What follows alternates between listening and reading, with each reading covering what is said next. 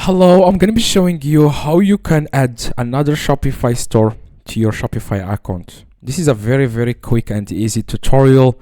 You just need to log in into your Shopify like you already have, and after that you want to click on the username in the top right, like the name of your store, of your Shopify store, and then you want to click on all stores. So after you click on all stores, you can then click on create a store, and then you can create as many stores as you want. So click on escape, customize setup.